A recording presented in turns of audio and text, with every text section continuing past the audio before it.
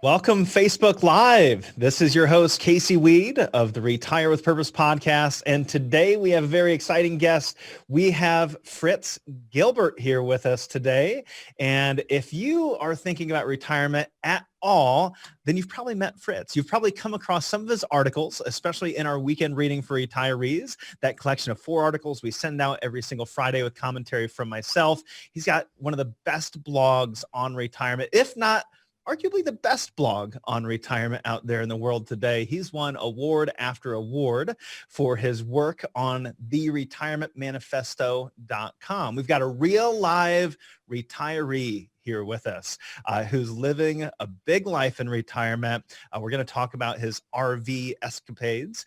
We're going to be discussing marriage and what that's looked like in retirement, contrasting that to his working life. We also are going to be discussing Fritz's book, Keys to a Successful Retirement. So if you are thinking about retirement, maybe you have some friends that are thinking about retirement that can benefit from this type of content, please share this. Start a watch party. Throw their name right down in the comments section so that they catch this content. And if you have any questions, this is a unique opportunity for you. So only for the people that follow our Facebook page. If you liked our page, you get to come into these visits and you get to present your questions to our world-class experts. So if you have any questions about retirement, about the experience of retirement, maybe even just RVing or marriage in retirement, this is an opportunity to get those answered. So just write your questions right in the comments section. I will have those questions fed to me. And even if we don't get to your question here right now with Fritz, Fritz will answer those questions on the back end and make sure you get what you need. And with that, I'm going to go ahead and count us down and we will start the podcast in 3, 2, 1. Fritz, welcome to the podcast. Casey, thanks. I'm honored to be on your awesome show, and I really appreciate you having me on. Thank you very much. Well, I'm excited to have you here. I was first introduced to you a couple months ago or so, and it was because of an article that you wrote that I just fell in love with. It was about the retirement motto and summing it up in 7 letters. We actually ended up doing a little mini podcast on that very article. I did a little write-up about it myself. I just really enjoyed that whole thought. You've got a lot of really good philosophical content that you put out there, not just on the blog, but in Market Watch and other places. And I've enjoyed that. And I think you bring a very unbiased nature to the content that you put out there. And it's not very often that we get to meet a real live retiree that's living it and still studying it on a daily basis. Yeah, I think that's what I hear from a lot of my readers, Casey, is there aren't a lot of old guys like me that are bloggers, right? I mean, you got a lot of the young fire guys. That's great, and women. I mean, there's a lot of fire bloggers, and that's good. But I think for the baby boomer audience, there aren't a lot of bloggers, and I hear that all the time. That hey, you're one of the few that are actually living it. I didn't retire at 35. I retired at 55. I still got out a little bit early. That's great. But I've just always had a passion for personal finance, and I just discovered a couple of years before I retired, I just kind of took a flyer, started the blog, and I found out that I love writing, and it's really added a lot of value to my personal retirement to enjoy the challenge of writing, and then the interaction with readers, the podcasts, the interviews that we're doing now, these types of things. It's created this whole element of my retirement that I never saw coming, and I love all aspects of it. So I appreciate your kind words about my work. Yeah. So you retired in 2018. I did. How long have you been doing the blog? How many posts do you have now? 250-ish. I started 3 years before I retired, and I've been writing every week. So it's been a little over 5 years. So do the math. I'm probably closer to 280, I guess. I don't even keep track, to be honest. But I started 3 years before I retired. And the first year was really looking at the financials. How do you determine when you're ready to retire? And then it wasn't just my journey. It was really, here's what I'm doing, but more importantly, here are the things you need to think about as you're preparing for your retirement. Make sure you don't have any blind spots. Think about not just the financial stuff, but also the what are you going to do in retirement? What's going to be your purpose, which is obviously a hot spot for you. The lifestyle questions.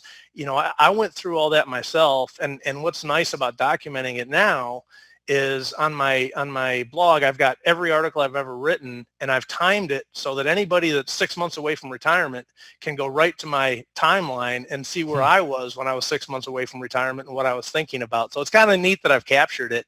And so I've been writing 5 years, every week.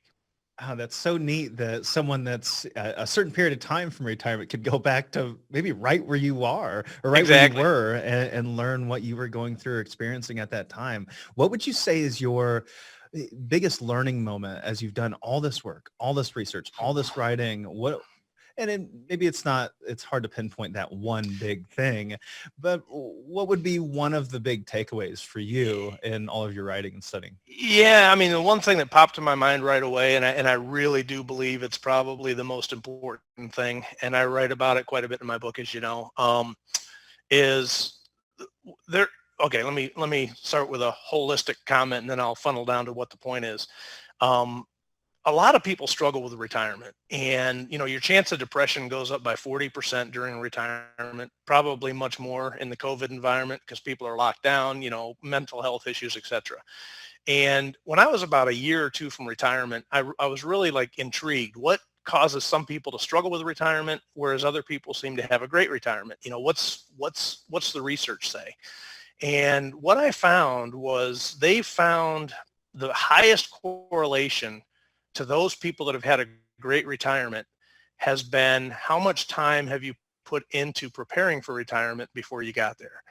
And obviously I was borderline obsessive, right? I was writing about it for 3 years. So I was thinking Arguably still so. What's that? Arguably still so. A little obsessed maybe. Maybe a little bit, but that's okay. It's a healthy obsession. Yes. But what I found was those people that spend the most amount of time thinking about retirement, what they want their life to be, not just the financial stuff. What do you want to do with your time after you retire? What interests you? What do you want to pursue? Those types of things and the amount of time that you spend thinking about them, to me, is the biggest thing I've learned, because having been through it myself and spending that much time, my transition to retirement, Casey, was absolutely flawless. It was smooth. It was absolutely enjoyable. And I'm 2.5 years in now, and I still absolutely love every day of retirement. I've not gone through any boredom. I've not gone through any depression. I've not gone through any, loss of identity. A lot of those things that people hit, I've not experienced a single one of them. And I do attribute a lot of that. Some of it's just probably my natural, optimism, whatever your personality. But I think, the biggest factor that people can control is the fact that I spend a lot of time thinking about it, and anybody can spend time thinking about it, right? It's just realize that your job's coming to an end and start ramping down the amount of mental energy you put into your work. Still do your job. I was doing 110% right till the end. But when you're not working or when you're commuting, instead of thinking about that conference call that you messed up with the boss or whatever, put it out of your mind. It's going to be gone in a year, 2 years. Put that discretionary time. Don't commit that to work anymore. Find a way to put more and more of that energy into thinking about what you want your life to be post-retirement. That's the biggest takeaway that I would say I've learned. Well, I see that with the families we work with. You've got those couples that'll come in and say, here's everything, just tell me what to do. And then you've got the others that want to sit down. They want to know, they want to understand where they're at. They want to understand where they're going, and they want to have deeper conversations. They don't want to just talk about the finance stuff. Yeah. They want to get into those really meaningful conversations about purpose and retirement. And those people that are willing to not just, they come in, meet with an advisor, and in 2 hours, they've got a plan and they're on their way to retirement. I find they're not nearly as happy, not nearly as satisfied as those individuals that were willing to put in the time to be there for 4 or 5 meetings and really get a little bloody-eyed, honestly, with us, right? Let's really get into this stuff and get educated and know what we're doing. And then if you put that time in on the front end, I find those individuals aren't coming back and continually asking questions and continually bringing up concerns. It's the ones that didn't put in that time to really understand that have that issue. So I see that being very true. Now, you said that you started with the financial stuff. In your bio, it says, one of the leading bloggers on the subject of retirement with a focus on both the harder and softer issues that are critical to success after crossing the starting line. And say harder would be financial, softer would be lifestyle. You started with the harder stuff, but then sounds like you quickly transitioned to the softer stuff. Is there one that's more important than the other? Should we start with the harder stuff or the softer stuff first? I think it's natural to start with the harder stuff. You know, when you talk about purpose and that kind of thing to somebody that's, let's say, 3 or maybe 5 years or more from retirement, life changes, right? You don't necessarily know what you're going to be interested in. And the only thing that really matters when you're thinking about retirement and you're more than 3 years out, it really is the financials, right? Are you saving enough? Are you on a path? You know, if you run some calculators, if you talk to an advisor, do you kind of have an idea of when you're thinking about retiring? And excuse me. And are you saving aggressively enough to get there? You know, that really is, I would say the financials are necessary, but not sufficient, right? You have to have them. But if you stop with just the numbers, you're missing out on making it the best possible retirement you can make. But clearly, you've got to have the financials. So if you were going to have only one of the two, clearly you've got to have the financials, right? I just wrote an article last week, the 6 most common mistakes that people make for retirement.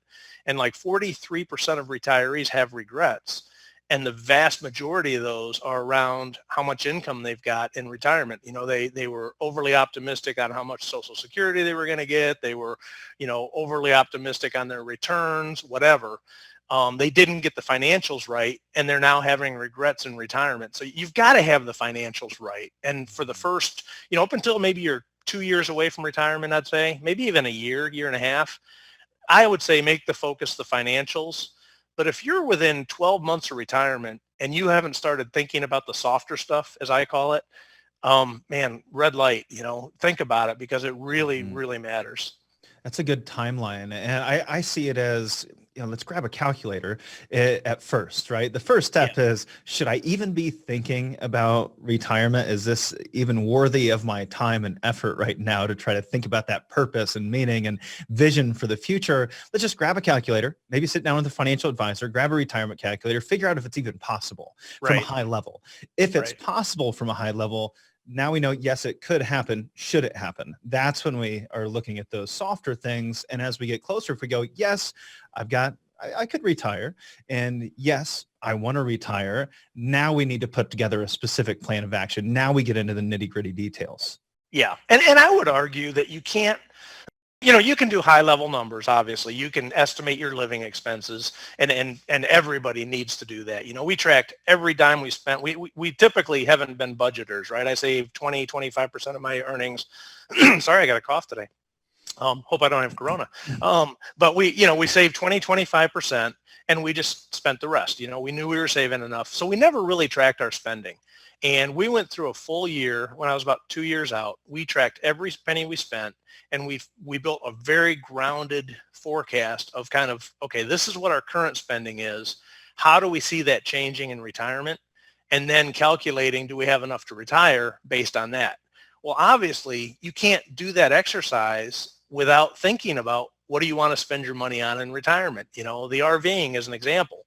We were already thinking about, we want to travel, we want to do Rving, we want to do things like that. So let's factor that in when we adjust our current spending to our post-work spending.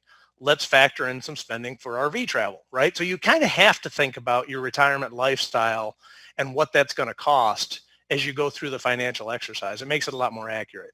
It's amazing to me how many individuals that we'll sit down with for the first time that are just going to retire this year, and they've never put together a budget. They have no idea how much they're spending. And it's just really concerning for me that that's the case. And I wonder what that experience was like for you when you first decided to start putting together that budget. Were there tools that you used? I mean, maybe you didn't do a budget for a decade or more. Now you have to go back and do a budget. Was it a spreadsheet? How did you track the spending? Did you have a method? Yeah, I basically just took a spreadsheet. I've kind of always been a spreadsheet guy. I've always tracked my net worth and things like that on a spreadsheet. And literally, Casey, I mean, I would literally just stick receipts in my pocket, or if I used a credit card or something, I would just send myself a quick email or text on my phone, whatever. And then when I got to my computer, I'd open up the spreadsheet and I'd, put in whatever we'd spent money on since the last time I sat down with a spreadsheet. So, a couple times a week, I'd sit down, I'd say, okay, gas, $32 or whatever. And I kind of broke it into major spending categories. So transportation, housing, insurance, obviously a big one. And I did kind of capture it by budget. There's actually I have a spending spreadsheet on my website. It's free to anybody that wants to go out there. So I've got the spreadsheets that I used, and I don't think you have to overcomplicate it. The key is, like you said, I never tracked it. You can't estimate how much you're spending because you're going to miss some things. And what I found interesting is I went through it for the year. You don't realize how much money you're spending on some things, Mm-hmm. and it gave me an opportunity to challenge some of our spending. Insurance comes to mind. I shopped our car insurance. I hadn't done that for years, and, saved quite a bit of money. So one of the extra benefits of doing it is you can kind of see those areas that, you might want to think about, hey, is there an opportunity to potentially reduce some spending in some areas as well? If you can't accurately predict future spending, did you build in some kind of buffer? Yeah, basically, let's talk about insurance. That's the big one, obviously, for people. I retired at 55, and my employer used to have retiree health insurance. They've discontinued it. So, what do you use for a health insurance estimate, right? And you can't just guess. I mean, it's a huge unknown. So what I would do in a case like that is I would, do some research. I would kind of find the typical non-subsidized, because I do have a pension, so I wouldn't qualify for the ACA subsidies or anything like that. So what is the full burden cost of private health insurance? And, I found ranges, but say 2,500 was kind of on the high end of the range. Okay, I'm going to use the high end of the range. I'm going to assume 2,500 a month. And we did that for basically everything. We kind of estimated a little bit on the high side. The logic being, I'd rather have surprises to the good than surprises to the bad. So our entire retirement budget, now you could argue, well, maybe I had to work longer than I really would have needed to.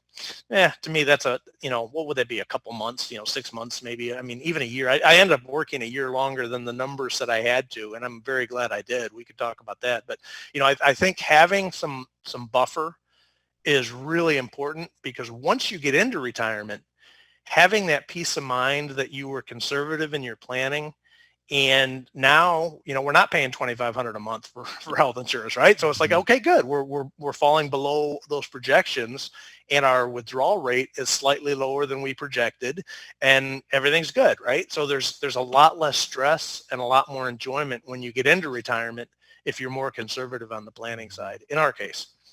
Now, are you finding that, I guess question one, are you continuing to track your spending, and are you spending more today than you did when you retired back in June of 18? Yeah, good question. Actually, we got a question from Facebook about the bucket strategy. So I think I can probably talk about these in the same case. Here's how I did the spending tracking. I don't want to sit here and track spending in a spreadsheet. That was insane, right? I did it for 11 months. I didn't actually make it a full year, full disclosure. We made it 11 months, but I'm not going to spend my retirement plugging every dime that I spend into a spreadsheet, right? That's crazy.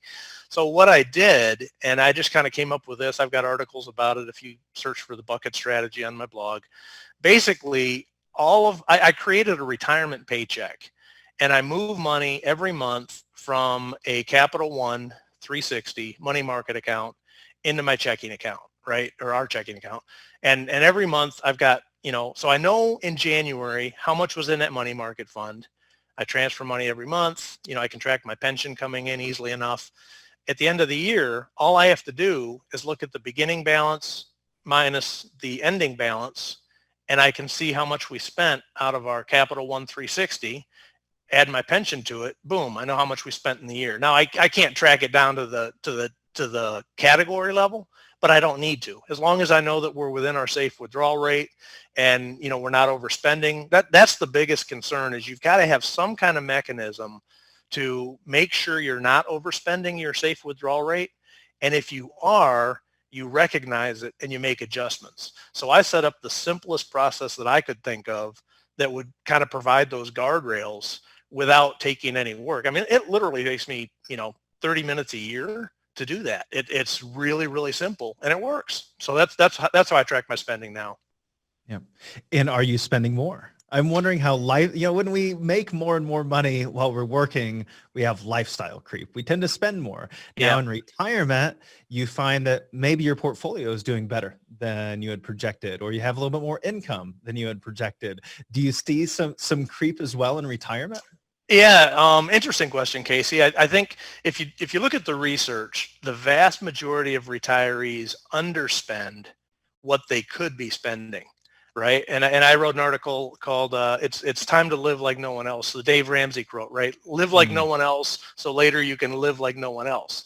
Well, now it's later, right? What does live like no one else after retirement look like, right? So I wrote an article about it. And basically what I said in that article is I'm going to spend what we can spend, right? I'm not going to underspend, because so many retirees fall into that natural, especially if you've always been lifelong diligent, you underspend your paycheck, you do a good job saving, your natural tendency is to be a bit frugal. And when you can spend X, your natural tendency is to spend less than X, right? But you don't need to. If you look at all this, Trinity studies, etc., you can spend your X. So what I developed was this monthly transfer from the Capital One, which came out of bucket one cash. I can spend that entire monthly transfer, right? It's all calculated. I don't have to worry about it. Market may go up and down, but I've got 3 years of cash. I can ride out the storm. So basically what we're doing is we're spending up to that amount. And, we got into a situation. I wrote my book, obviously, I assumed no income in retirement. Again, conservative assumptions across the board. And, I'm making some income in retirement, right? I wrote my book. I make a little bit of money on the blog, not a lot, but, helps. So what we're doing when we found that we were underspending, we're like, well, we've got a little bit here. What should we do? And we're contributing. We're very into charity. We're supporting our church. We're tithing, things like that. So we decided, well, you know what? Let's look at the numbers. And we decided to build what I call a purposeful workshop. I love to write. My wife is running a nonprofit. So we were starting to get into a situation where her nonprofit was growing so much, and she was working in a spare bedroom, on in the little corner of the bedroom with the bed there. She didn't have room. So we're like, look, why don't we give you my office upstairs? We had a loft in our cabin. I'm looking out the window. People see my eyes going up. Our cabin's literally right there. So we decided, well, let's give her my old office. It's a nice big loft. It's great. And we'll build a new outbuilding, which is where I'm at now. If you look behind me, this is now my writing studio. And we built adjacent to it a woodworking shop, because I've always wanted to get into woodworking. My wife's charity we build free fences for low-income families that have dogs on chains. Well, we also provide dog houses, and we're struggling to keep up with dog houses. So I'm like, hey, I like woodworking. Why don't I build a woodworking shop? I can start making dog houses. That sounds fun. I had an interest in woodworking, and we had the financial means to do it. So I would say we're not underspending. We're not overspending. We're spending what we know we can spend, and we have a mechanism to control it. That's great. We had a question from Becky on Facebook right now, and I think it's a valid question. She asked, how can you tell mid-year if you're overspending? Yep. So go ahead. Hey, Becky, I know Becky. She's got a great blog, actually. She just started one out. I wish it was something about 50. Sorry, Becky, put your blog name out there. We'll give you some promotion. But yeah, Becky's a friend of mine. Basically, Becky, what I can do by that, when I'm doing the automatic monthly transfers from Capital One, if there's money in our checking account, we're okay, right? If we get to the end of the month and we're starting to scrape low, we have a minimum kind of, we leave some money in there, obviously, but we know if we get below X, hey, we kind of overspent this month. So mid-year, we kind of just do it based on what's in the checking account, and all the transfers from Capital One are all automated. They just flow every month. Pension obviously is automated, flows every month. So we know that we can spend what's in the checking account, and that kind of becomes our month-to-month budget is just spend what's in checking. So you're really keeping an eye on it from a month-to-month basis, not just looking at it at the end of the year. We're looking at it every single month to see if there's a little excess or maybe not enough. And then if you're saving for, say, a vacation, or you're saving for a new car, is there a portion of that that's always set aside into a savings for those one-off expenses? Great point, Casey. I built into this thing. And again, I get into quite a bit more detail than we will on this, but what I do every January, obviously I refill bucket one. I set up the Capital One to, run the monthly paycheck. Well, what's nice about Capital One is you can actually set up sub accounts. So we set up a sub account under Capital One that's not part of my monthly paycheck. And I saw an article, there's a really good book by the Wall Street Journal about retirement planning, and I'll get the name, it's over on my counter. But basically, if you look at things like you got to replace a car, you've got to replace an air conditioner, right? I live in Georgia, it's hot. You got to replace a roof. You got to do, siding repair on your house. Those, what I call unexpected but expected, right? You're going to have those unexpected, expected costs. And so what we do is, if you look at a car, for example, let's say you're going to buy a car every, pick a number, 3 years to make the math easy. Let's say it's going to cost $30,000. So that's $10,000 a year. High level, forget that there's residual value. I'm just using this as a demonstration. That would be $10,000 a year that you need to be planning on for your car expenses. That's $800 a month, right? So $10,000 every year you need to have for your car. Well, I'm not going to buy that in year one, so that $10,000 is sitting in my subcategory over there in Capital One. In January of the next year, I've got to add to that unexpected expected budget that amount. And what it comes down to, it's $12,000 a year. If you look at all those things that you need, the car, the siding, look at an air conditioner. How long does it last? 15 years. What's the cost? $5,000, right? You do all that math and you break down those major expenses, which is all outlined in that blog post. In our case, it came out to about $12,000 a year. So every year in January, I push $12,000 into that sub account. And if I don't spend anything, great. The next year I'll put another $12,000 in. The next year I'll put another $12,000 in. At some point, we got to buy a car. Well, we'll have the money sitting there in cash in that sub account because we're basically, budgeting for it every year, even though it's a lumpy spend. That's how we manage the unexpected expected. And then during the course of the year, if anything comes up that I kind of determine falls into that type of category, we just pull it out of that account. And again, look at January versus December. You can see how much unexpected expected spending you had just by subtracting the ending balance from the beginning balance. So it's a real simple way to manage those, one-off expenses. I love that. Unexpected, expected expenses. And this is something that we run into with families we work with all the time, right? They'll come in and say, well, what if I need a car? Or what if I need a new air conditioning unit or new roof? And well, you budget for those things. This is really, what you just talked about, it's budgeting 101.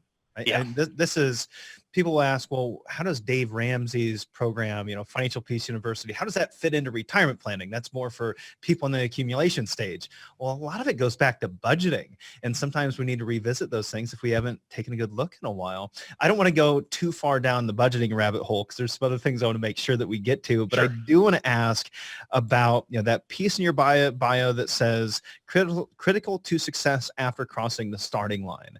And so that got me thinking, what is the starting line? Is the starting line your retirement date? Does the starting line happen 6 months before? What is the retirement starting line? As I also think it's becoming a little blurrier too. Yeah, no doubt. You talk about, can you work in retirement, right? Well, I would argue I'm working right now, right? But I love this stuff. This isn't work. So to answer your question, and then we'll get into the philosophy of it. To me, the starting line is the day you retire, right? And the reason I call that is so many people think of retirement as the end, right? I've been working my whole career. I'm finally done. It's not the end. It's the beginning of a whole new life, right? Retirement is a phase in life that is unlike any since you were probably 4 years old, right? Nobody's telling you what to do. You can entirely decide what you want to do with your free time. You don't have to go to work. Now with that comes the challenge of finding what you're going to do, self-driven, that brings you the, the joy in life, right? But to me, the reason it's the retirement date is because that's the date that you stop working for somebody else and you start doing whatever it is that you choose to do. And even if you decide to do a part-time job, okay, that's fine to me, that you're still retired, because your decision to do that part-time job is, if you've done your numbers right, it's no longer driven by financial considerations. It's driven by the fact that you enjoy doing that, and you're only doing it because of the non-financial benefits that brings to your life. Hey, the financials might be a nice little side benefit, but I look at my writing, for example, my book. I didn't write it for the income I got from it. I could care less. I would have done it for free. The reason I wrote the book is because, hey, I wanted to write a book. Retirement is that time in life when you can do something just because you want to do it. You don't have to consider whether you're going to make money or not. You can think more about those softer elements. People think about, oh, when I leave work, I'm losing my paycheck. Man, there's so much more that you lose when you leave the workplace that people don't think about, right? You got the social interactions, you've got the challenges, the deliverables, right? You got your objectives with your boss, you've got the presentations you've got to do, whatever. Those types of things provide some meaning in your life, right? A sense of accomplishment, et cetera. And I think finding those things in retirement that can replace those non-financial elements of work is a real sweet spot. And if you choose to do that through part-time work, that's fine. That's what you've chosen to do in your retirement. You're still retired. So yeah, the lines have blurred because so many people are doing part-time work. I would argue that my writing could be perceived as part-time work. I view it entirely different. I view it as totally voluntary. We're leaving next week. We're heading out to Seattle to help our daughter move back to Alabama. I'm taking a month off from writing. I don't have a boss. Sure, my readers, I write every week. I've been very consistent, but if I want to take a month off, I can take a month off. That's a different type of work than when you're, before the starting line, right? That's post-starting line work. It's totally different than pre-starting line work.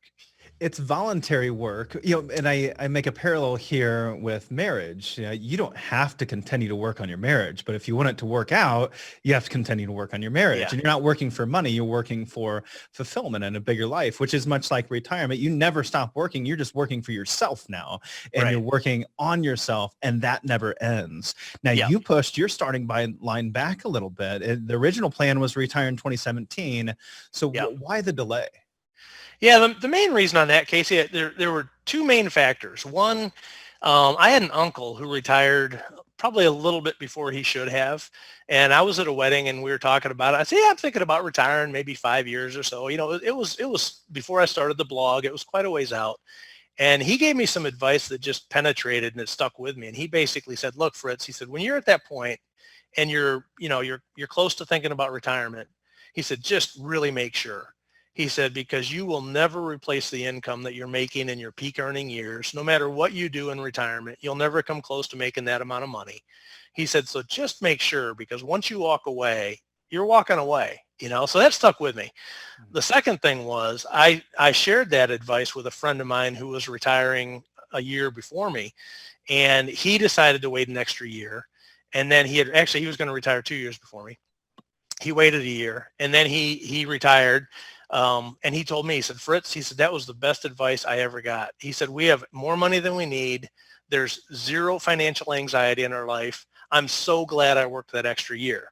So hearing that from both of those people, our numbers said we could do it, but I'm conservative, right? I cushioned everything in our budget, and I just decided, you know what? I don't hate my job. I mean, I'm still only 54. I can work another year. Sure, it feels like a long time when you're in the middle of it, but once you get out at 55, if that extra year truly does lead to less anxiety for the rest of my life, man, that's a pretty good trade-off, right? So I did work the one more year, and now looking back at it, 2.5 years in, I feel the same way as my friend did. I'm so glad I worked the extra year. We can build the workshop that I'm sitting in, right? We can do those things. And yeah, I gave up a year of my life. That's not a decision to make lightly, but the benefit of that is every year that I'm alive after that is more relaxing and less stressful. So that's kind of the trade-off you need to think about. Well, Jonah Moffat, if I pronounce that correctly, who just posted a question to our Facebook as we're live here, I know her as well. Hey, Jonah. Is there anything you would have done differently now that you've been retired for 2.5 years? I would add to that, was there anything that you overlooked or unique issues being that you retired so relatively early? Yeah. This sounds, I want to be humble, but I'll just be honest. I am absolutely 100% content with the way we went through this process. And I find it almost hard to say that, but I struggle to think of something that I would say, you know what? I wish we would have done this. I wish we would have done that. There's nothing that comes to mind. And even when I'm just laying in bed, whatever, thinking, writing, whatever, there's nothing that I think about that I have regrets over the process we went through. I mean, it's been that good of a transition for us. Were there any surprises? I would say, I don't know that I would say surprises. I have actually been I call it the Retirement Reality Series. And I've written like 5 or 6 posts in this Retirement Reality Series where I talk about what I'm thinking as I go through the various phases. Like I talked about earlier, if you're 6 months before retirement, you can go right back in my timeline and see where I was. Well, I've done the same thing post-retirement after I've crossed the starting line. And I just finished one about, the 2-year mark. And I think probably the biggest thing that I would say is I always kind of knew that this thinking about what you wanted to do and finding something that gives you purpose, I knew that was important, but I don't think I really appreciated how important it was until I actually lived it myself. And the fact that, I've got so much contentment right now, I think demonstrates, I guess, the value of that. I think the other thing I think about when I hear that is probably the lack of appreciation for how big of a change it is for both people in the relationship. You mentioned relationships earlier. It's really, really important to think about how this is going to affect both people in the relationship. And, my transition was great. I'd been thinking about it. Obviously my wife and I talked about it all the time. We were really thinking we were ready. I made the transition. I was great. I was motivated. I was writing. I was having a great time. Well, what happened in my wife's case was she was a pretty much full-time caregiver for her mom. Her mom had Alzheimer's. She lived with us for 4 years. And a couple of years before I retired, she ended up having to go in a nursing home, but she was nearby and my wife went in almost every day. So it really was kind of my wife's job, right? Was taking care of her mom, being there for her. And her mom died 3 months after I retired in September of 18. And my wife kind of went through a thing because, she hadn't been thinking about that as a job. And suddenly her mom was gone. And she hadn't really gone through that mental exercise that I had about what do we want to do post-retirement that brings you purpose, right? Her purpose was kind of caring for others. From the time our daughter was born 25 years ago, my wife had been a caregiver. And suddenly that job was gone, right? And I think in hindsight, it's worked out great. She started this charity. She's doing great. We're loving life. But there was a, I would say, a more difficult transition for her because we didn't recognize that caregiving was kind of the same as a job. And we hadn't fully anticipated the impact of losing a parent and how that changes, what you do with your day. So that's probably the biggest surprise, I would say. Well, I wasn't going to go there quite yet, but let's talk romance. So okay. I came across an article you were quoted in Market Watch titled "How to Make Retirement Romantic." Love the article. And I mean, the reality is, just look at the divorce rate, right? The divorce rate of U.S. adults age 50 and older has about doubled since the 90s. It's the fastest growing segment of divorce today. Why do you think that is? There's a lot of speculation and a lot of people want to point to this or that. What is your reasoning? Yeah, I think what it is, Casey, and I'm no expert by any means. I'm just one guy and one wife, who've gone through retirement recently. But I think if you look at COVID as an example, how many people have struggled in their relationships when suddenly the spouse who's been going to the office every day, or maybe both spouses were going to an office every day, and suddenly they're home working from home, bumping into each other all day long, right? How many of them have kind of had a tough adjustment? Probably a lot. It's no different with retirement. When I'll share a story. I put this in my book. I had a buddy of mine who, his wife had been a stay-at-home mom. This guy retired, and he was a guy who his job was kind of making things better. He was a process improvement guy, so he'd go in, he'd analyze the way they're doing things, and he'd make them better. Right? That was his mind. That's what he'd done for years. So he's watching his wife load the dishwasher or something, and he starts telling her how she could do it better, right? I mean, it's right, classic story. But that's what happens. She's like, hey, I know how to load a dishwasher. I've been doing it for 30 years. You go, yep, sorry. I think you have to recognize that going from one or both spouses being in the workplace all day long to suddenly both spouses being home all the time is a big, big change. And I think, fortunately, one of the things we did, and I really encourage listeners, watchers to do this, is as you're thinking about the soft side in that last year or so that you're working, kind of reach an agreement with each other. How much time is going to be kind of we time, stuff that we do together? What do you want to do on your own? My wife really got into pottery shortly after we retired. Okay, great. You've each got to have those individual things that you like to do. And you have to have the freedom to go do those without feeling guilty, without the other one getting mad at you. You've got to kind of have an agreement. Hey, okay, and you don't have to structure it 10 hours a week, whatever.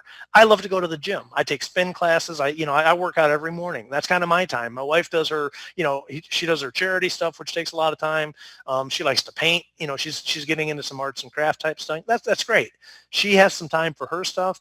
I have some time for my stuff, and we do a lot of stuff together. But kind of talking through that and recognizing how big a change that's going to be, and having a little bit of understanding going in of how that's going to work, and talk frequently once you retire, and you're going through those adjustments. Hey, don't tell me how to load dishes. I know how to load dishes, right? Having an open relationship where you can kind of be honest about what's irritating you about the other person, man, that matters more in retirement than any other time, because you're always together, and it's great. But you've got to be prepared for how big of a change that is to a relationship.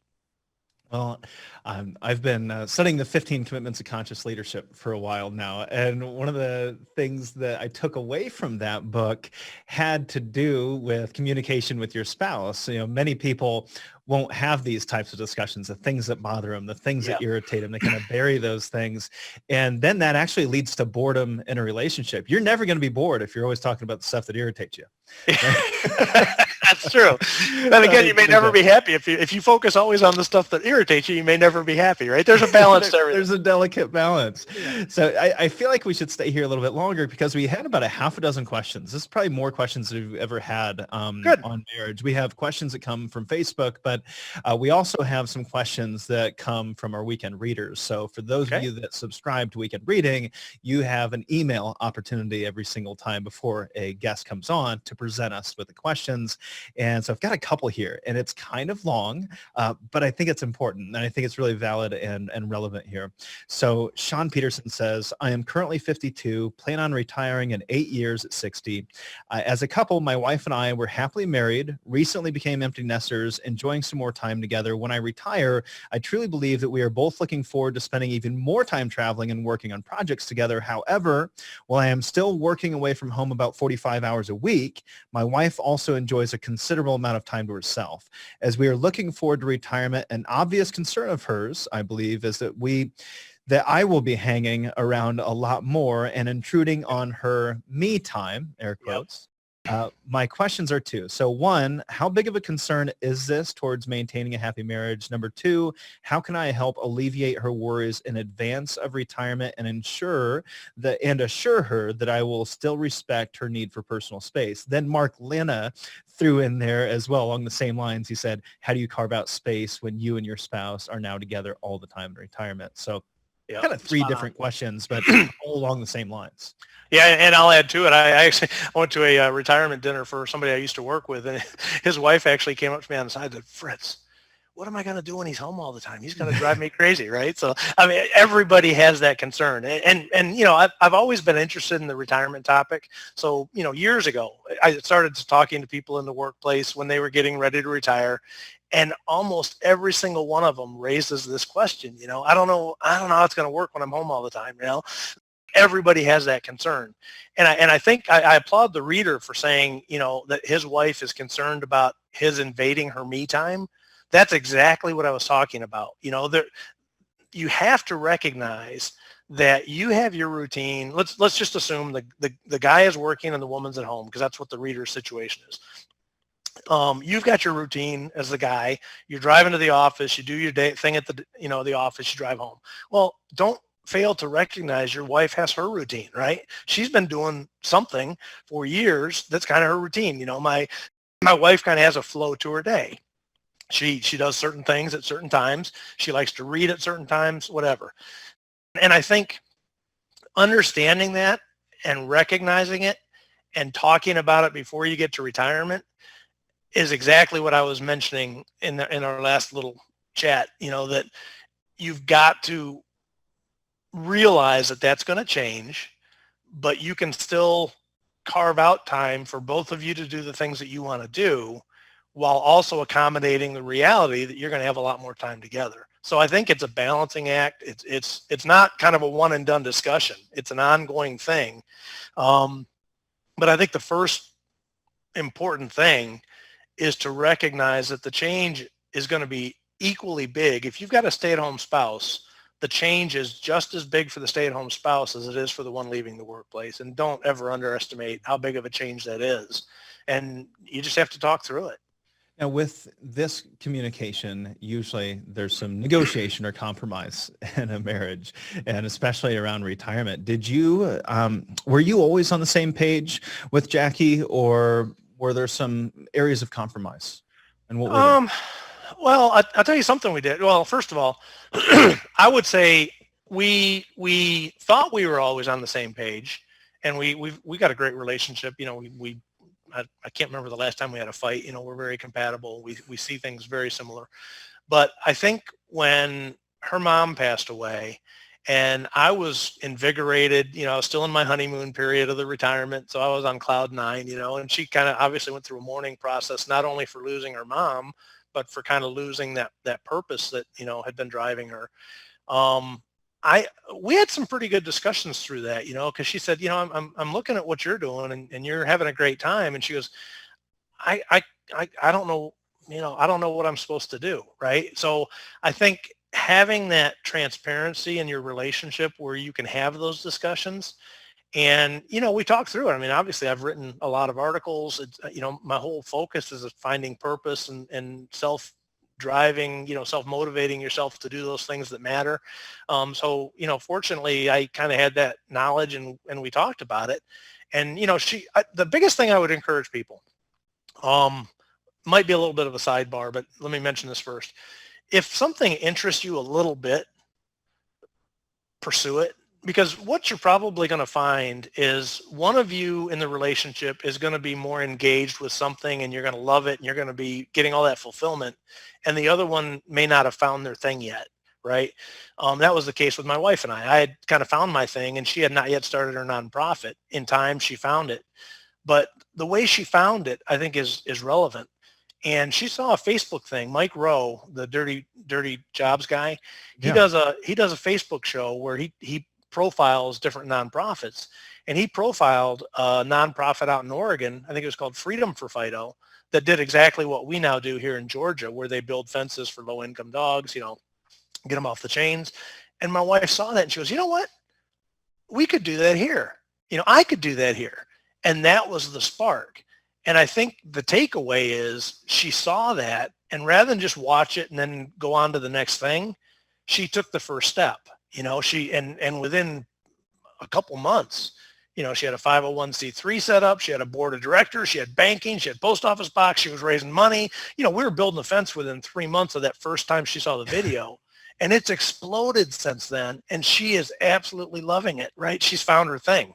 So if something interests you, pursue it. And if you see that your spouse is struggling, you're fired up, or, I think a lot of times the woman that talked to me at that retirement thing was worried because this guy was pretty much a workaholic and he didn't have any outside interests. And she kind of had her life, right? She was doing her thing. She was going to whatever she was going to during the day. She played tennis with other ladies, whatever. And she knew that this guy didn't kind of have his thing yet. So it all leads me to that same thought process of how do you find your purpose in retirement? And if one of you in the relationship has found it and one of you hasn't, it's probably going to cause some conflict. Now, and I just have a question. Whose responsibility is that? So you found yours, your spouse doesn't. Is it your responsibility to help? And if it is, to what degree? Yeah, boy, you could go deep on marriage counseling here, I guess. To me, I look at it almost like an addict, right? You can enable somebody, but you can't make them, you can't make them stop. They've got to want to stop, right? It's to me, it's not unlike that. You can encourage somebody to, hey, I think you should try to find a purpose, but it's such a broad statement. What does that even mean? Mm-hmm. The only person that can find a purpose that really works for them is them. I don't think it's a problem if you want to. And in my book, I do a whole section of resources in the back because a lot of people do struggle with this, and there are people that you can reach out to that are professionally trained to help you find these types of things in your life. But ultimately, you can't make your spouse do that, right? It's got to be something that individual wants to do. And if they just don't want to do it, I don't know what to tell you. You can't force somebody, and you're probably going to have some bumps in the road. That's great. One more question on the relationship stuff came out of something you had brought up in that Market Watch article. You said that you and your wife created an activity jar to focus on making the most of the next phase of life. Can you tell us a little bit about that? I thought that was an interesting exercise. Yeah. And again, this was in that pre-retirement stage where I was, how do you find things that bring fulfillment in retirement? I don't know where I got the idea, but about a year before I retired, I kind of presented the idea and we talked about it. We came up with the concept. We put a cookie jar in our bedroom with a little Post-it thing next to it. And we kind of encouraged each other, hey, once a week, come up with an activity that you'd like to do. It can be something we've done before, but ideally maybe something we haven't done before, right? So it was neat because I didn't know what she was putting in the jar. She didn't know what I was putting in the jar. But each week we would each put an activity in the jar. The thinking being on the day we retired, if we did one activity a week, we would have 2 years worth of activities to do, right? Once a week, half of which were driven by me, half of which were driven by her, right? So it's a neat concept for either one in the relationship to have equal influence on what you're going to be doing in retirement. And I'll be honest, we've gotten so busy now in retirement, we haven't gotten anywhere near through 2 years worth of activities. I mean, not even close. But I think the mental exercise of trying to find something every week is really good because, I was out on Google looking around things in our area, and things we hadn't done before. And, hey, Chattanooga's not too far. Well, I wonder what Chattanooga had. Okay, well, we're going to spend a weekend at Chattanooga, put that in the jar, right? So it makes both of you think about what do you want to do in your spare time once you get into retirement, whether or not you actually do it or not. Surprisingly, it probably isn't the point. I think the point is that you both have equal say and there's an equal chance that you'll be doing something that either party picked. So it worked out really well for us, but we've come nowhere near tapping into, 100 items now, probably 125 weeks in. We're nowhere near tapping into the 100 items yet. We can't. Everybody says you're too busy in retirement. We really have found ourselves very busy in retirement with things that bring fulfillment. And, if we have an open day, we'll grab something, we'll do it. But it's not driving our retirement like we thought it might. I just see this as a wonderful exercise for anyone really at any stage of life, even a single going into retirement. I could see how this could help uncover certain passions that maybe you didn't know you had. Yeah, I agree. I think the thing is, find a way to stimulate yourself to think about what do you want to do that you haven't done. it fosters curiosity, right? I've got to put something in there every week. I'm curious. What can I find to do around here? Anything you can do to foster your curiosity, make a bucket list, whatever, anything like that, that gets your mind thinking about that post-retirement life. This goes back to our earlier statement, right? The more time you spend thinking about your post-retirement life, that's what this is. It's kind of a clever way of doing it, but what are you doing? You're thinking about, what do I want to do when I retire? Oh, let's go to Chattanooga for a weekend, right? It's a creative way to think curiously about things that you can do in your area. Well, I think this is a good time to insert a question we had from one of our weekend reading readers. John Moeller asked, what does a regular week look like in retirement? I think more importantly here along these lines, he said, are there any remaining things left to do on your bucket list you would like to share? Yeah. I tell you what, I did a podcast a while ago and I was like, well, let me just tell you what I did yesterday. So let me just try that now. I honestly, this was not prepped. I don't, so let me just tell you what I did yesterday. I'll see if I can remember. Okay. We went out in the morning, 9:00. Well, first of all, I walk the dogs every morning. So I took the dogs out for a walk, about 1.5 miles.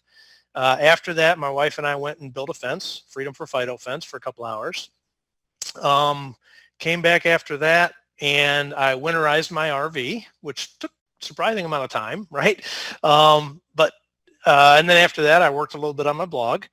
And then we had dinner together and we relaxed last night, just, watching TV, watched a movie on Netflix. So I think what's interesting is each day is unchoreographed. What I've found is adding a little bit of structure in the morning through my classes at the gym. Typically right now, my instructor's out, but otherwise I would have been in the gym instead of doing the fence build probably. But all that to say, a little bit of structure is good because you can't just randomly wander through every day. I found that to me, it works better to have a little bit of structure because that's one of the things you lose when you leave work is that structure. So I like having a class, most mornings at the gym. So I kind of get out. It's a priority for me. I work on the fitness. But then I have an unstructured afternoon is kind of how I normally do it. So that answers that one. What was the other part of the question? I just lost my train of thought there with it. Are there any remaining things left to do on your bucket list? Absolutely. Oh yeah, there's tons. I mean, by design, my bucket list is kind of things I want to do for the rest of my life, right? So my hope is there's still stuff on my bucket list that I don't get to by the time I die. So there's many, many things. One I guess, for me is, right now we're in a phase where the RV travel works really well. We have 4 dogs. It's easy to take the dogs when we do the RV. But, I would like to get to a point where maybe we do a month. I've always had an intrigue with New Zealand. We've been to Europe a ton. We traveled a lot when I was working. I had frequent flyer miles. But I would like to go to like New Zealand, Australia, and maybe just get like an Airbnb, stay in one place for like a month and really get a flavor of living in, some foreign land. So extended international travel, multiple countries, but New Zealand kind of comes to mind first, is probably the one I would think about from your instinct is to go to travel first. What I try to do on my bucket list, instead of just focus on travel, I write in my book that life is like a wheel and your wheel has spokes, right? So you've got your spiritual aspects to your life, your relationship aspects, your financial aspects, your whatever, right? There's multiple areas in your life and try to create bucket list items for each one of those. And I would say on every one of those different spokes, the goal being obviously you develop all your spokes equally because a wheel rolls best when it's round and it's only round if all your spokes are the same length. So try to come up with bucket list items on all those different aspects in your life. And I would say every one of those aspects of my life have bucket list items that I still have in mind that I would like to do. That's great. Now you've given me a little bit of homework is to go through it. And I see those aspects of life being maybe values too. Like these are the things you value. These are your values. Maybe it's spiritual, maybe it's personal growth, maybe it's family. But I love the exercise of going back and building a bucket list out on each one of those different items. That's really neat. Yeah. Now Fritz, we're running up against our typical closeout time. Do you have a hard stop? Because I'd like to go a little bit further if you have the time. I'm wide open, Casey. Awesome. I'm retired. I'm retired. Yeah. Well, I feel like we'd be remiss if we didn't talk a little bit more about RV travel. We shared an article of yours not long ago, how to RV in retirement. So why an RV? Seems like there's these two camps. There's, RVing is horrible. It's a horrible investment. Don't ever do that. And then there's the opposite camp. This is a great thing. You should, everybody should be in an RV. Yeah. I think, RVing's like anything in retirement. It sounds great, but don't go spend a boatload of money on it until you really know it's something you want to do, right? I mean, that's, I think, where the negative comes in. Somebody goes out and spends $100,000, gets a big rig, they're all set, and then they go out on their first trip and they realize they hate it, right? Or it sits in a parking lot, 51 weeks out of the year. That's where the negative comes from it. In our case, we've always camped, right? When our daughter was young, actually, both my wife and I, when we were kids, ironically, our families camped. So we've always camped. And when our daughter was growing up, camping was very important to us. But guess what? You're working, right? So you can only do a weekend trip here and there. Maybe you take a week off. Maybe if you're really lucky, you get 2 weeks off. But we knew in retirement, that's all going to change. So we already knew we had the love of camping. So we built it into our budget. We talked about that, post-retirement spending. And we made sure that we had the money set aside. That's red light number one, is don't think you're going to get into RVing if you haven't built in the acquisition cost into your retirement plan. Don't go out on the day you retire and spend $100,000 getting a big unit and not have it factored into your numbers, because you just big mistake, right? So that's where it gets a lot of the negative connotations. We planned it all in and we've loved it. The first year, because my mother-in-law was still alive, so we didn't want to be too far away. So we just did quick weekend trips within an hour or two of home. Enjoyed it, got to know the camper, great. Last year, we took a 3-month trip and we drove out to Seattle. Our daughter was out there. So we spent the summer in the Pacific Northwest. It was great. Took a month getting out there. We stayed out there a month, took a month coming back. Fantastic trip. We took kind of an intermediate trip. We went up around Michigan's Upper Peninsula. We took a month. The joy of RVing is that it is so flexible. You can do a 3-month cross-country trip. You can live full time if you want to, or you can just do a weekend trip close to home. I mean, it's absolutely flexible, and just make sure you factored it in as you're doing your retirement plan. And I would encourage you, if you've never done it and you think it's interesting, just go out and rent one. There's places you can rent an RV. Go rent one for a week. Make sure it's something you really think you're going to enjoy before you sink the money into it. But it's a great aspect of our retirement. We love it. You said build it into your budget. That's the most important aspect, and this is why it receives so much negative press, if you will, is that people have lost a lot of money doing it because they made poor decisions, didn't build it into their budget appropriately. So how do you go about building it into your budget? What are some things to look out for? What do people often overlook? Yeah, I guess the way that we did it, and I can't speak, you speak to a lot more people that are planning for retirement than I do, but I can share how we did it. And basically, I knew that on day one of retirement, I wanted to have, 3 years minimum of cash, right? Bucket one. We're using the bucket strategy. So we've got 3 years of cash at all times. And knowing what that number was going to be, and now let's say I'm 2 years ahead of retirement. Okay, I've got to do this per year to get to that starting number of cash. Well, rather than stop there, we also said, in addition to that, if we're going to buy a truck and buy a fifth wheel, right, we need to make sure we have the cash set aside for that so that we're not detracting from that 3 years cash cushion at the beginning. So basically, I just did a time series and I said, okay, I saved my bonuses. We took some of our 401k savings and redirected it into after tax, so it'd be liquid, things like that. We sold the house. We had a big house in the city. We sold that, took the home equity and used some of that. So basically, I just did the math and said, okay, here's how much we need on day one. Here's the income I expect to be able to fill that bucket with. How much do we have left over? And that kind of determined the budget for how much we could spend on the RV. So that's the way we did it. What about on an ongoing basis? Maintenance, fuel, is it pretty normal? Are there things to look out for there? I mean, what I did when we did this 11 months of tracking our spending, and then we went to a post-retirement guess, I basically factored in a travel line And I said, okay, let's say we spend 100 days a year camping. I had no idea what we were going to do, but I figured it would be, probably less than that, but let's plan for, again, conservative budgeting. So we did 100 nights a year at like $35 a night.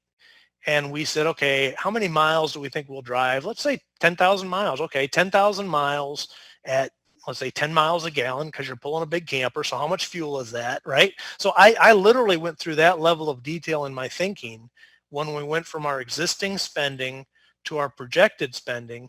And we just, whatever that calculation came out to be, we threw that in there. And when we were trying to determine, do we have enough money to retire, that spending, not only did it include the $2,500 a month of health insurance we talked about, but it included whatever that calculation was for RV travel. So yeah, we did factor it in, and it's in that number that we set up through these monthly transfers into our checking account. Mm-hmm. And you were able to do a lot of these things, I think, because you relocated. Correct me if I'm wrong. You mentioned this term Geo Arbitrage, and I'd like you to share with us just what it was like kind of downsizing, why you chose Georgia, and what's Geo Arbitrage? Yeah, basically, in summary, Geo Arbitrage is moving from a higher cost location to a lower cost location, which allows you to spend less money and still enjoy life, right? And what we found, Casey, we had a big house, suburbs of Atlanta.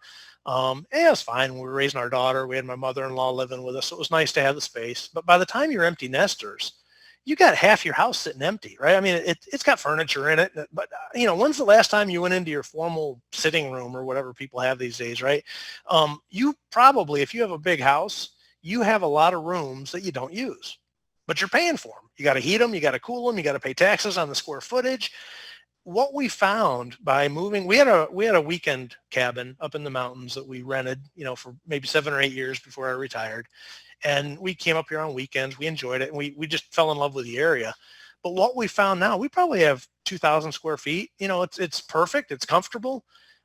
We got a little bit tight on the office space. So we, added this thing out here. So I'd have my office writing studio. But what we found is every square inch of our house is being utilized. We don't feel crowded, but we don't feel like we're wasting a bunch of space. We have exactly the right footprint for what we need. So what has that allowed us to do? It's allowed us to reduce our property taxes, right? We moved out of a more expensive area. It lowers your utility bills. The knock-on effects of downsizing, it's significant. The property tax alone, is a big issue. Why Georgia? Main reason we chose Georgia is we already lived in Georgia. Georgia recently recognized the importance of getting the tax structure right to attract retirees. So they're now rated, if you look at a lot of the Kiplingers or whoever does the state's attractiveness for retirees, Georgia typically rates pretty highly in terms of what income they tax and don't tax for retirees. So their tax, I'd say, maybe not the best, but they're pretty good. So it's a tax favorable location. And we just like it. We're in the mountains. It's, we got trout fishing out the back of our property. We got a beautiful lake a mile away. We got hiking trails everywhere. I think the most important thing is it just fit our lifestyle and what we wanted to do in retirement. Well, you're definitely living that 7-letter motto, into life. That's I it. really enjoyed that. And I hope if you didn't catch that podcast where we dove into that article, please go back and listen to that. I think you'll really benefit from it. I'm hoping that I get to have the opportunity to have you on again, Fritz, and talk about ants versus grasshoppers. That was a good one. Yeah. Grasshoppers have to do with retirement. We'll just tease that one, and maybe we'll come back on for a short episode around ants and grasshoppers. It has to do with boundaries. I'll leave that hint out there for you. As we come to a close here, I want to talk about your book a little bit. We have picked up a whole box of your book. If you could hold it up for us. Sure. We've got a whole box of keys to a successful retirement, summary of the 24 keys that Fritz has identified and experienced in his own successful transition into retirement. It is a must must read for anyone within 5 years of retirement. We've got a whole box of these things here. We're going to give them away until they're all gone. If you want to claim your copy, all you have to do is leave an honest review for the podcast over on iTunes. You can go to retirewithpurpose.com, click on the podcast tab. It says leave a review right there at the top of the page, or you can just scroll to the bottom of your podcast app and leave a review there. That's how we get discovered. And that's also how you get a complimentary copy of Fritz's book, Keys to a Successful Retirement. Fritz, thank you so much for joining us here. And again, I hope we get to come back and talk about ants and grasshoppers in the future. Well, Casey, thank you very much. I really appreciate being on your show, and I'm sure you're an ant just like I am, and we'll have to talk about it. And I would love to come back on. I really enjoyed talking with you, and I think we could talk for hours. Obviously, we see things very similar, and I'd love to come back on your show anytime. Awesome. Thanks, Fritz. Until okay, next thank you, time. Casey.